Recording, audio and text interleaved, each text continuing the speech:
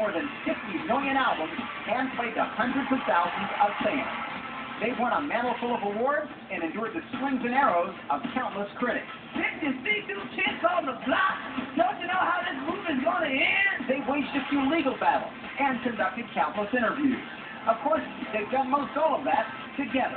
Rarely, however, does the world get any serious couch time with the guys on an individual basis. Until now. Take an exclusive look at the trials and tribulations, tragedies, and triumphs that have shaped the men you know as boys. Backstreet, the one-on-one.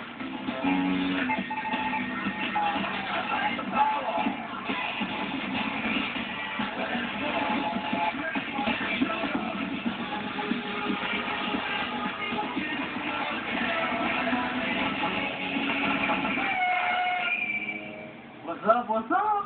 Yeah. Yes, he's a Backstreet Boy, but at 28 years old, Kevin Richardson is unquestionably a man. A quiet, intense leader, engaged to be married. That personality was forged not by the group's success, but by personal anguish in the wake of two family illnesses that hit very close to home.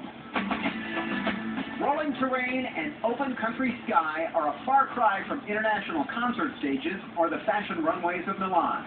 But it was here, on the grounds of a summer camp run by his father, that Kevin Scott Richardson grew up. I lived in a log cabin at the top of a mountain on 800 acres in the middle of the Daniel Boone National Forest in the Appalachian Mountains of Kentucky. Gerald and Ann Richardson would raise three brothers. Kevin, the youngest, played Little League and excelled at football. At camp, Kevin helped out with the chores. I used to mow the grass, dig ditches, help my father put in plumbing. And at home, his father's record collection opened up a world beyond the hills of Kentucky. When I was a little kid, when I was like 5 and 6 years old, I listened to my mom and dad's Ike and Tina Turner records and the Saturday Night Fever soundtrack. I listened to Prince all the time. I would just like lay in the living room with the headphones and just lay there and listen to it. One day, Kevin began tinkering around with an old piano in the camp's mess hall, unaware that his biggest fan could hear him. My dad was walking by the mess hall one day, and he used to tell his friends this. He's like, I heard the prettiest sound coming out of the mess hall. And I was like, well, who was in there? And he I opened the door, and it was my son on the piano. It was Kevin's proud father who uncovered his son's musical prowess, and it was his father who nurtured it. At Estill County High School, when Kevin pursued the arts with the same fervor that most jocks reserve only for the game, his father was his biggest cheerleader. After graduation, it would in fact be Kevin's dad, recognizing Orlando as a beacon for aspiring young talent who would encourage his youngest son to leave Kentucky. Dad said, son, I'm not trying to get rid of you, but I think it'd be a good opportunity for you. And in Orlando, Kevin would indeed find greater opportunity than any parent could imagine for a child. But Gerald Richardson would never get to see that. Putting his talents and handsome features to quick use, Kevin landed a gig at the Disney MGM studios, appearing as Aladdin in the theme park's daily parade. Back in Kentucky, however, Kevin's father fell ill.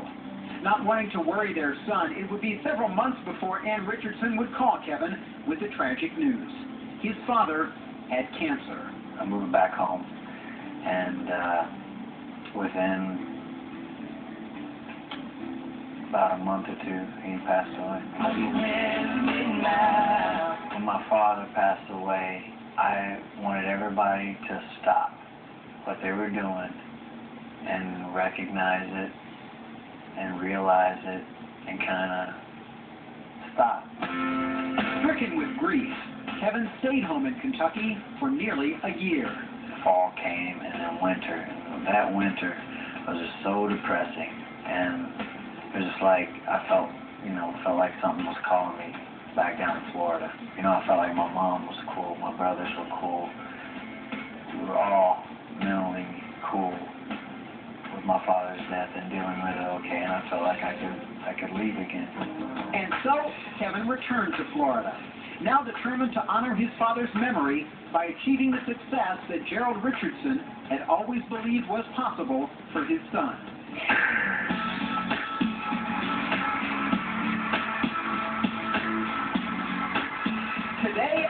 youngest son has become the eldest Backstreet Boy.